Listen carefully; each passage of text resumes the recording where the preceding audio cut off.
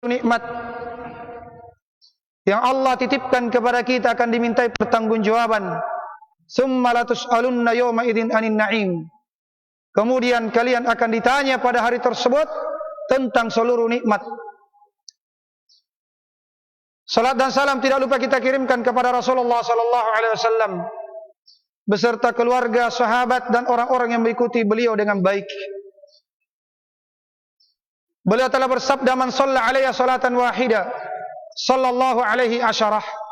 Siapa yang bersalawat untukku satu kali, maka Allah akan bersalawat kepadanya 10 kali. Yaitu Allah akan menyebut-nyebut namanya di hadapan para malaikatnya. Jamaah sekalian dimuliakan Allah Subhanahu wa taala. Pada kesempatan ini insyaallah saya ingin mengupas bagaimana cara untuk meraih kekhusyuan di dalam solat.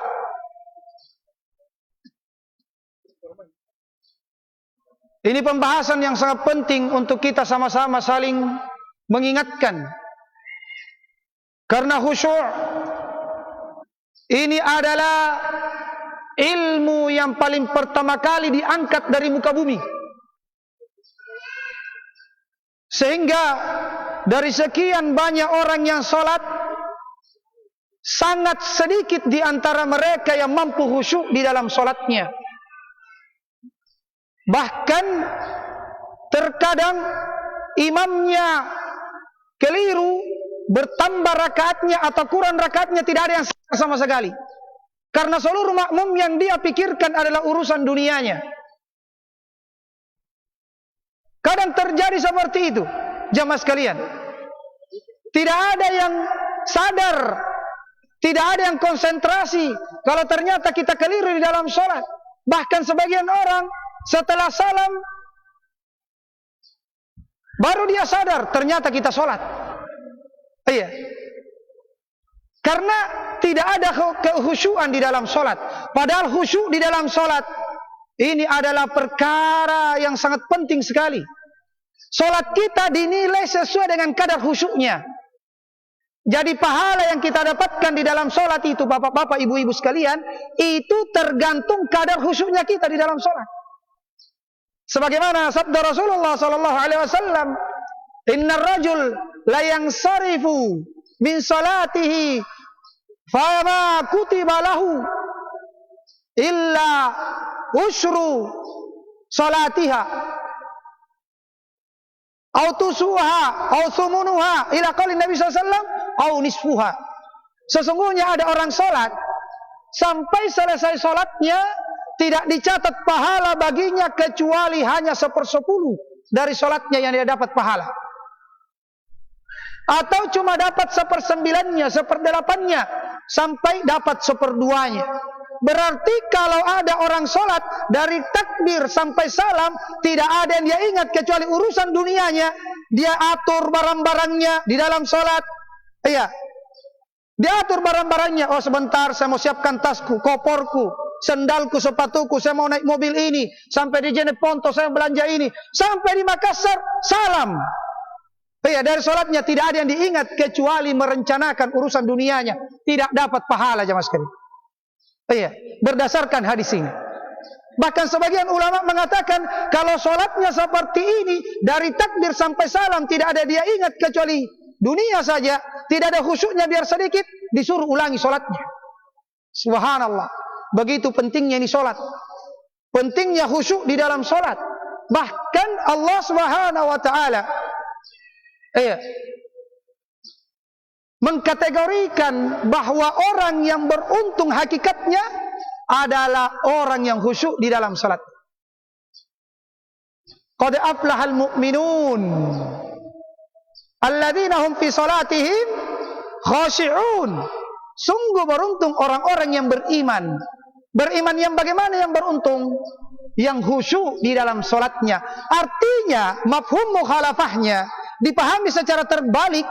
Sekalipun dia mengaku beriman tapi tidak khusyuk di dalam sholatnya, maka dia orang yang merugi. Iya. Ini kalau ingin belajar jamaah sekalian, ya ilmu ini ilmu yang paling penting untuk kita pelajari. Kalau ilmu bisnis, mungkin kita untung.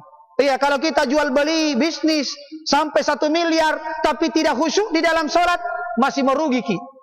Tetap ki merugi. Kalau kita tidak mampu khusyuk di dalam solat. Iya. Khusyuk di dalam solat ini adalah modal besar. Untuk bisa tenang, bahagia di kehidupan dunia ini, itu modal besarnya adalah khusyuk. Rasulullah sallallahu alaihi wasallam bersabda, "Hubbiba ilayya an-nisa'u wat-thib wa ju'ilat li qurratu aini fi sholati." Dibuat cinta saya kepada wanita dan parfum, dan Allah jadikan penyejuk mataku itu ada di dalam solat. Ada di dalam solat. Dan Nabi sallallahu alaihi wasallam itu kalau ada masalahnya, beliau ada masalahnya, beliau cari Bilal. Ya Bilal, arihna bis shalah. Wahai Bilal, iya, aqimis shalah. Qomat. Ayo kita solat. Buat saya tenang dengan solat. Jadi Rasulullah itu mencari ketenangan di mana? Di dalam solat. Ketenangan itu ada di dalam solat, jamaah sekalian. Kebahagiaan hati, ketenangan jiwa itu ada di dalam solat. Makanya Rasulullah SAW itu pernah solat. Iya, saking panjangnya solatnya dan saking nikmatnya, beliau tidak sadar sampai pecah-pecah kakinya. Subhanallah. Kita sedikit saja nyamut menggigih, itu sudah tidak khusyuk. Iya, Rasulullah sampai pecah-pecah kakinya, saking nikmatnya itu solat. Makanya orang yang merasakan kehusyuan di dalam solat, itu yang selalu dia rindukan, kapan ini waktu solat? Solat apa lagi ini yang tiba? Iya, mau solat apa lagi saya ini? Kenapa? Solat bukan sekedar kewajiban, tapi solat itu sudah merupakan sebuah kenikmatan dan kelezatan. Iya. Jamaah sekalian dimuliakan Allah Subhanahu wa taala. Kemudian di dalam ayat yang lain Allah Subhanahu wa taala sebutkan kerugian orang-orang yang salat kalau di dalam salatnya tidak khusyuk. Qala Allah taala wailul lil musallin. Celaka orang-orang yang salat. Orang salat saja celaka, apalagi yang tidak salat sama sekali. Alladzina hum fi salatihim alladzina hum wailul lil musallin. Alladzina hum fi salatihim mada? Sahun.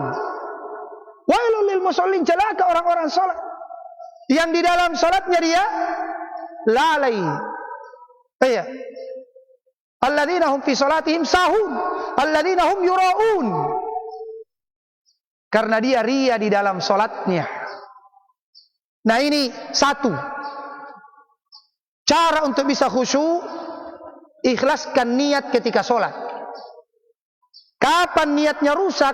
Karena ada di sampingnya kepala dinas, ada di sampingnya calon mertua, ya. Ada teman lama ketemu di masjid, akhirnya dia pura-pura seperti orang menangis. Ya, dia isak-isak ingusnya padahal dia lagi influenza. Ya. Dia panjangkan ruku dan sujudnya, tapi sebenarnya dia tidak ingat Allah kecuali sedikit. Iya, kecuali sedikit. Kenapa? Karena dia tidak ikhlas. Dia tidak ikhlas. Maka yang pertama sebab untuk bisa meraih kehusyuan adalah ikhlas di dalam solat. Orang-orang munafik solat juga, tetapi sedikit sekali dia mengingat Allah di dalam solatnya. Iya. Wa idza qamu ila sholati qamu kusala la yadhkurunallaha illa qalila. Orang-orang munafik kalau dia berdiri untuk sholat, malas sekali dia sholat. Iya. Tapi karena takut kepada kaum mukminin, orang-orang Islam, ya dia pura-pura ikut sholat. Tetapi di dalam sholatnya dia tidak mengingat Allah kecuali sedikit. Kenapa? Karena dia sholat bukan karena Allah. Dia sholat bukan karena Allah, tapi karena manusia. Jadi sebab untuk bisa khusyuk pertama kali adalah menjaga niat untuk ikhlas kepada Allah Subhanahu wa ta'ala. Sholat semata karena Allah. Iya, bukan karena tendensi dunia di baliknya. Itu yang pertama.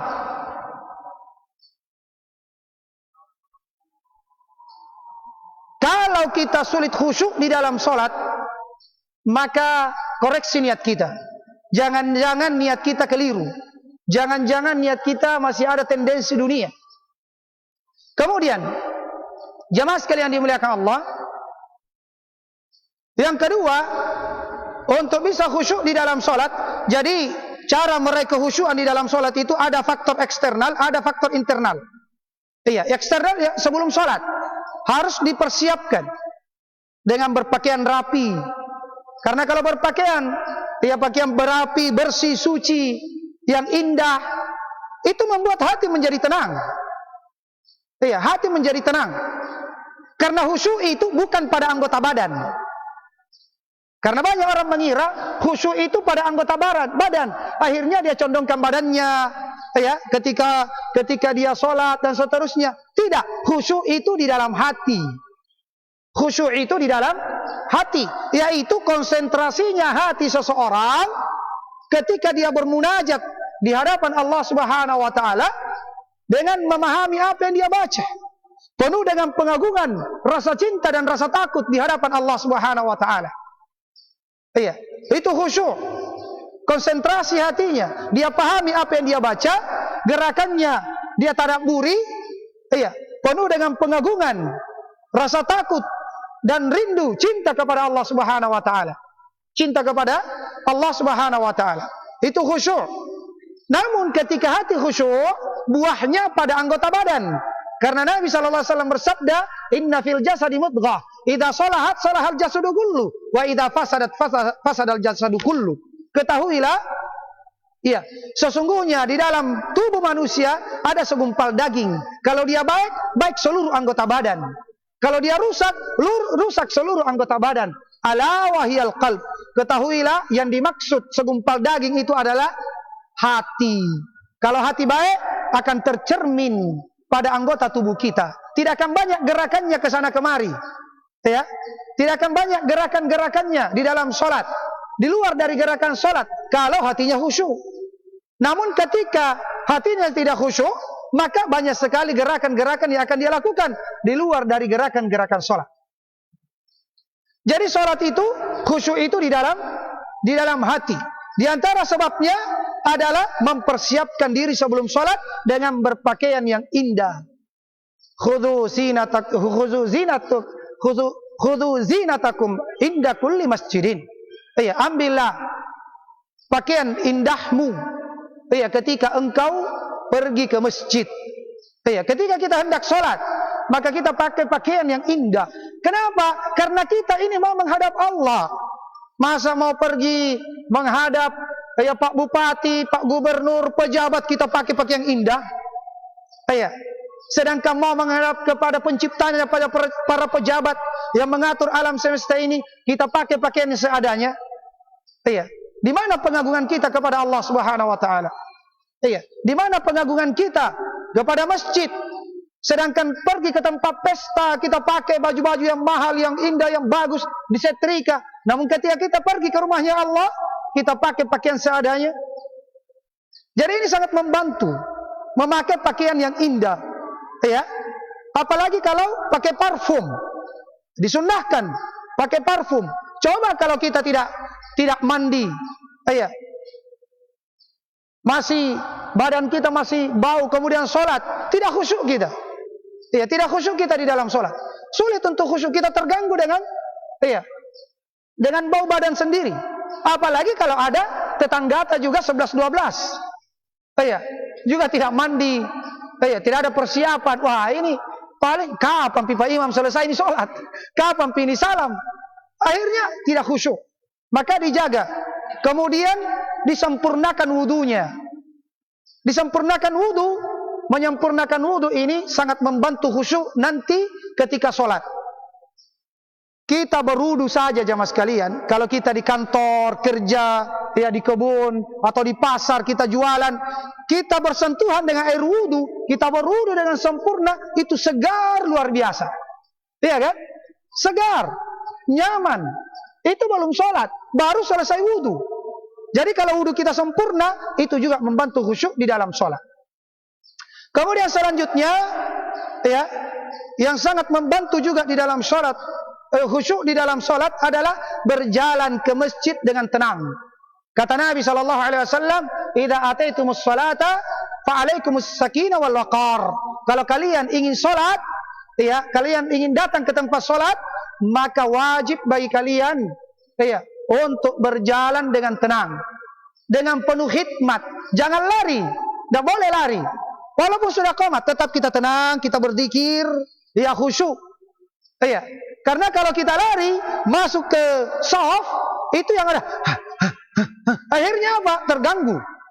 Iya, bacaan kita tidak khusyuk. Iya, tidak khusyuk. Tapi kalau kita tenang, tetap berzikir, masuk dengan tenang, itu sunnah Nabi sallallahu alaihi wasallam. Iya. Sunnah Nabi sallallahu alaihi wasallam, kalau masuk ke tempat salat, datangi tempat salat dengan tenang dan khusyuk.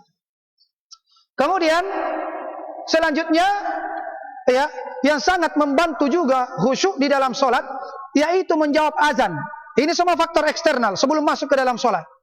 Yaitu menjawab azan. Ketika muadzin mengumandangkan Allahu Akbar, Allahu Akbar, kita jawab, Allah Maha Besar. Dan diresapi lafaz-lafaz azan tersebut, sehingga sebelum kita masuk salat, hati kita sudah penuh dengan pengagungan, pembesaran kepada Allah Subhanahu wa taala.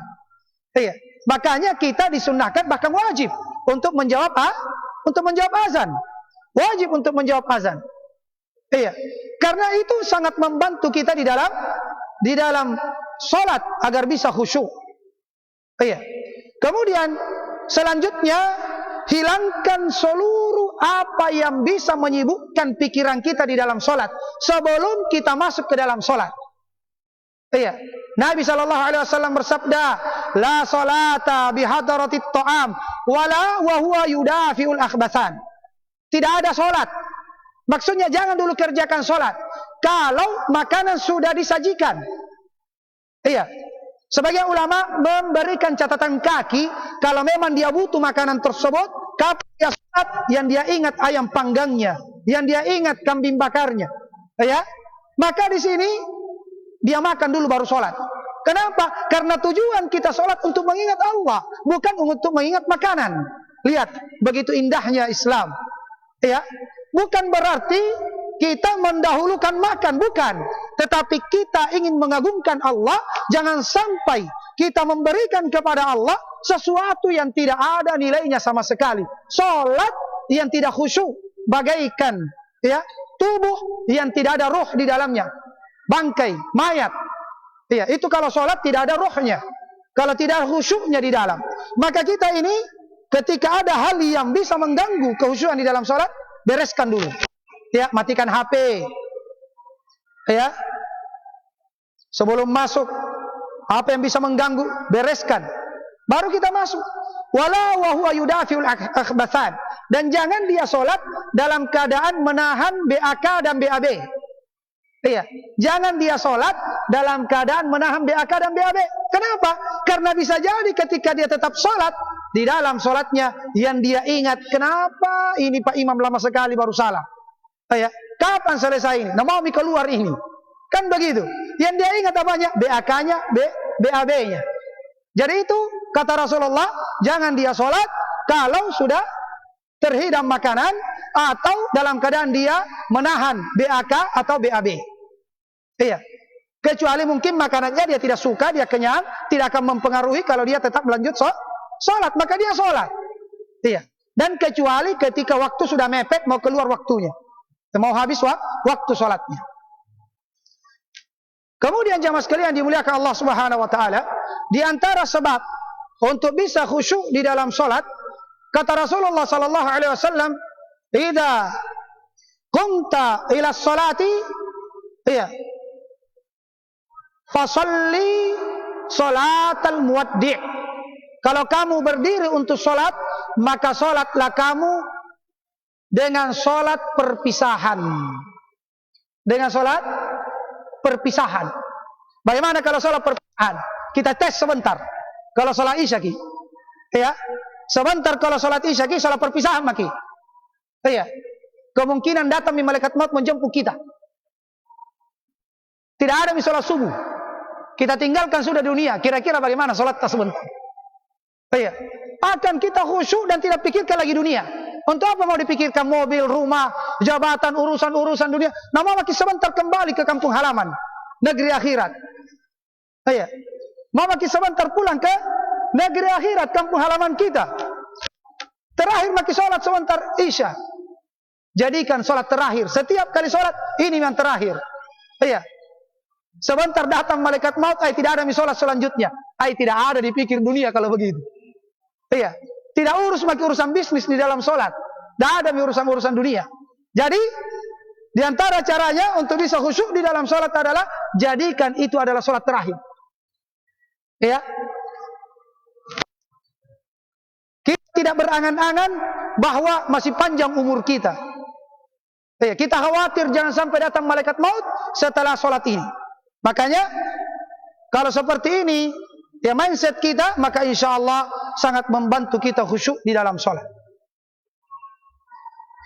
Kemudian jamaah sekalian dimuliakan Allah Subhanahu Wa Taala,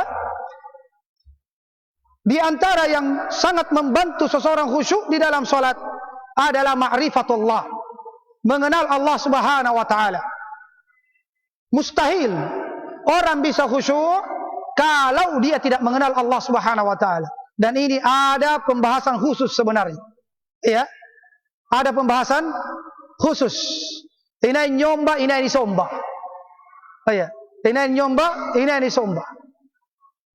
Ada pembahasan khusus tentang ma'rifatullah. Ini penting sekali. Karena sholat yang khusyuk itu intinya adalah bagaimana kita mengagungkan Allah Subhanahu Wa Taala, penuh dengan rasa takut, penuh dengan rasa cinta. Iya, ini muncul kalau bagus makrifat kita kepada Allah, pengenalan kepada Allah Subhanahu Wa Taala. Jadi kalau orang sadar bahwa dia adalah makhluk yang lemah, penuh dengan dosa dan kesalahan, dia akan berjalan ke masjid itu, iya, dengan penuh kerendahan diri. Dia ingat seluruh dosa-dosanya. Dan dia sadari bahwa saya akan menghadap kepada pencipta alam semesta ini yang maha kuat, yang maha agung. Iya. Kira-kira kalau seperti ini bagaimana kondisi kita? Kalau kita datang dalam keadaan menyadari kita banyak dosa, kita ingat dosa-dosa kita. Iya, yang kita pikul di atas pundak-pundak kita menghadap Allah Subhanahu Wa Taala. Yang ada ketenangan, rasa takut dan pengagungan kepada Allah. Kalau kita naik motor, kita tidak bawa STNK, tidak ada SIM, kalau dipanggil sama polisi, ya, kira-kira bagaimana gaya tak? Kalau masuk di ruangan penyidik, dalam keadaan kita tahu banyak kesalahan ini, banyak undang-undang yang kita langgar, ya, kita masuk pasti dengan penuh adab, penuh rasa takut, penuh dengan kekhawatiran. Kenapa? Saya ini banyak kesalahan. Sebentar ini, banyak ya, saya dapat banyak yang apa? Pasal-pasal yang akan menjerat saya. Akhirnya dia masuk, ketok-ketok tabe puang, saya mau masuk. Kenapa? Dia agungkan. Kenapa dia agungkan? Dia tahu dirinya ini dia punya kesalahan. Makanya di antara hal yang bisa membantu khusyuk di dalam sholat, ketika menuju ke tempat sholat, dia ingat dosa-dosanya, dia sadari dirinya hina, penuh dengan dosa dan maksiat. Akan berhadapan dengan Allah Subhanahu Wa Taala yang maha suci, yang maha agung, yang maha besar. Iya. Ini akan membantu dia khusyuk di dalam sholat. Ketika dia mengenal Allah Subhanahu Wa Taala dan mengenal dirinya yang penuh dengan kekurangan, penuh dengan kesalahan, penuh dengan dosa dan maksiat. Qala Allah Taala, "Wa ma qadarallahu haqqa qadri." Wal ardu jami'an was samawati matiyatun biyamini wal ardu jami'an qabdatuhu yaumal qiyamah was samawati matiyatun biyamini. Dan mereka itu tidak mengagungkan Allah dengan sebenar-benarnya. Wa ma qadarallaha haqqa qadri wal ardu jami'an qabdatuhu yaumal qiyamah. Dan bumi seluruhnya Allah genggam pada hari kiamat. Dan 7 lapis langit Allah gulung dengan tangan kanannya. Iya. Allah maha besar jemaah sekalian. Kita ini kecil sekali, tidak ada yang perlu kita sombongkan. Makanya kalau datang ke masjid, berdiri di hadapan Allah, tanggalkan seluruh atribut kita. Apapun pangkat, jabatan, status, sosial kita, ditanggalkan semuanya. Kita adalah seorang hamba yang hina, yang lemah, tercipta dari setetes air mani yang hina, berdiri di hadapan Allah Subhanahu wa taala yang Maha Besar. Maka ketika takbir Allahu Akbar, hadirkan keagungan kebesaran Allah Subhanahu wa taala. Allahu Akbar, yang lainnya kecil. Untuk apa ingat dunia? Kecil semuanya. Urusan dunia ini hina, kecil semuanya di hadapan Allah Subhanahu wa taala. Allahu Akbar, Allah Maha Besar. Yang lainnya kecil, rendah. Termasuk kita, ini sangat kecil di hadapan Allah.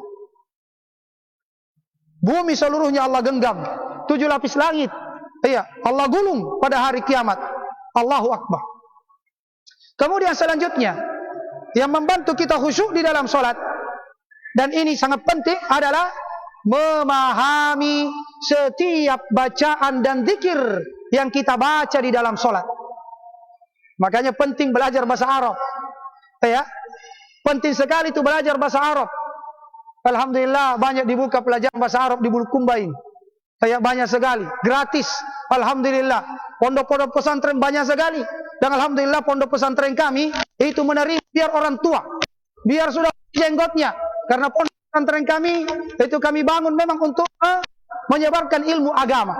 Jadi biar yang sudah ada, alhamdulillah. Belajar juga di pondok pesantren kami. Dan kami mengajarkan bahasa Arab. Mudah-mudahan membantu kaum muslimin bisa khusyuk di dalam sholat. Bagaimana bisa khusyuk kalau Al-Fatihah kita tidak tahu artinya? Allahu Akbar kita tidak tahu artinya. Allahu liman hamidah kita tidak tahu artinya. Bagaimana bisa khusyuk? Kita tidak paham apa yang kita baca. Sesuatu yang mustahil. Makanya penting sekali. Minimal yang kita tahu, pahami artinya adalah Al-Fatihah. Ini yang paling penting. Karena dia rukunnya sholat. Rukunnya sholat. Ini Al-Fatihah kalau dipahami, sangat-sangat membantu khusyuk di dalam sholat. Alhamdulillahi Rabbil Alamin. Segala pujian bagi Allah Rabb, pencipta, pengatur, penguasa alam semesta, alam malaikat, alam jin, alam manusia, alam tumbuh-tumbuhan, alam hewan, seluruhnya selain dari Allah diatur, dikuasai, dicipta oleh Allah Subhanahu wa taala. Kalau begitu, untuk apa kita mengatur urusan dunia ini dalam salat? Untuk apa? Allah yang atur semuanya. Rezeki yang banyak membuat kita tidak khusyuk di dalam salat, tentang rezeki yang kita pikirkan. Kalau kita paham alhamdulillahirabbil alamin, insyaallah hati kita tenang dan bisa khusyuk kepada Allah Subhanahu wa taala. Kemudian kalau ada di dalam Al-Quran yang kita baca, di dalam salat, kita baca ayat-ayat berupa siksaan, azab, peringatan, maka posisikan diri kita yang dimaksud ayat ini. Cuma tidak bisa kita sampai pada tingkatan ini kalau kita tidak paham. Kalau kita tidak paham sulit. Tapi kalau kita paham apa yang kita baca, setiap ada ayat ancaman, siksaan, adab, maka posisikan diri kita yang dimaksud di dalam ayat. Wah, itu membuat orang bisa menangis di dalam sholat. Khudhuhu faghulluh. Tangkap dia. Kemudian Allah berfirman, tangkap dia. Kemudian rantai dia. Summal jahim sallu. Kemudian lemparkan dia ke dalam neraka jahim. Wah, saya yang dimaksud ini. Yang ada tangisan jamaah sekalian. Yang ada tangisan. Alhaakumut takatsur. Kalian telah dibinasakan dengan berlomba-lomba, berbangga-bangga dengan jumlah yang banyak. Apakah hartanya yang banyak dibanggakan? Wah, saya yang dimaksud ini. Saya yang dimaksud di dalam ayat ini. Ketika disebutkan tentang ayat-ayat di dalam ketika ayat-ayat tersebut membahas tentang siksaan di dalam neraka, dia posisikan, saya yang dimaksud ini. Saya ini. Akhirnya takut dia kepada Allah, khusyuk dia di dalam salatnya. Itu nikmat. Kalau kita paham, nikmat jamaah sekalian. Kemudian di antara hal yang bisa membantu seseorang khusyuk di dalam salat adalah memahami gerakan-gerakan setiap gerakan salatnya. Ketika dia ruku kepada siapa? Iya. Dia tahu ini ruku, ini penghormatan, pengagungan. Apalagi kalau dia hafal, dia pahami, dia resapi, ya, bacaan-bacaan zikir yang ada di dalam ruku. Subhana rabbil azim wa bihamdi. Subhana rabbil azim wa bihamdi. Subhana rabbil azim wa bihamdi. Maha suci Allah. Iya. Maha suci Allah. Ya, Rabb yang maha agung. Dengan memujinya, dia sucikan Allah Subhanahu wa taala. Suci dari berbagai macam kekurangan dan aib, cacat. Sempurna Allah Subhanahu wa taala. Adapun kita yang memuji Allah itu penuh dengan kekurangan, penuh dengan aib. Akhirnya kita itu betul-betul merendahkan diri, merasa hina di hadapan Allah. Ketika kita sujud, wajah yang kita selama ini bangga-banggakan, ya, mungkin ibu-ibu yang suka pakai skincare, ya, dikasih glowing wajahnya, ternyata diletakkan, ya, sejajar dengan tanah yang diinjak oleh manusia, menunjukkan bahwa tidak ada yang bisa dia banggakan di hadapan Allah Subhanahu wa taala. Dia adalah makhluk yang tidak ada apa-apanya di hadapan Allah Subhanahu wa taala, sampai bagian tubuhnya yang selama ini dibanggakan, iya, dibanggakan, itu dia letakkan sejajar dengan tanah. Iya, dia letakkan di tanah. Sujud kepada Allah Subhanahu wa taala yang maha agung, yang maha suci. Allahu akbar. Jadi gerakan-gerakan salat ini hendaknya ditadabburi, iya, dirasapi makna setiap gerakan. Iya, dirasapi, ditadabburi makna setiap gerakan-gerakan tersebut. Jamaah sekalian yang dimuliakan Allah Subhanahu wa taala. Kemudian di antara sebab yang bisa membantu seseorang khusyuk di dalam salatnya adalah banyak berdoa kepada Allah. Banyak berdoa kepada Allah agar diberikan kekhusyuan dan berlindung dari hati yang lalai. Kenapa? Karena khusyuk itu adalah anugerah dari Allah Subhanahu wa taala. Pemberian nikmat dari Allah Subhanahu wa taala. Maka kita minta kepada Allah. Ya, kita minta kepada Allah. Di antara doa yang diajarkan oleh Rasulullah sallallahu alaihi wasallam, Allahumma inni a'udzu bika min ilmin la yanfa' wa min qalbin la yakhsha' wa min nafsin la tasba' wa min 'ainin la tadma' wa min ad-da'wa la yustajabu laha.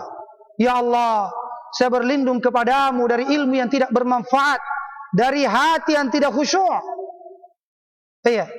Dari nafsu yang tidak pernah puas, dari mata yang sulit menangis, dan dari doa yang tidak dikabulkan. Iya. Ini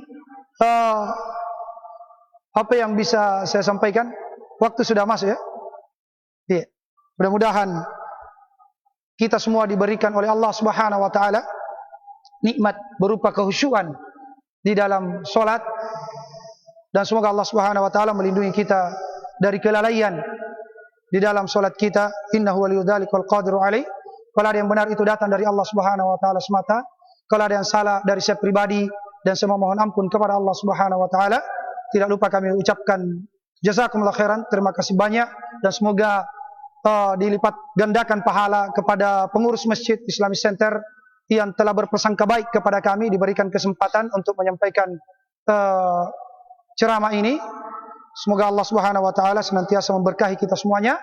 Allahu taala alam bisawab. Subhanakallahumma bihamdika asyhadu an la ilaha illa anta astaghfiruka wa atubu ilaik. Assalamualaikum warahmatullahi wabarakatuh.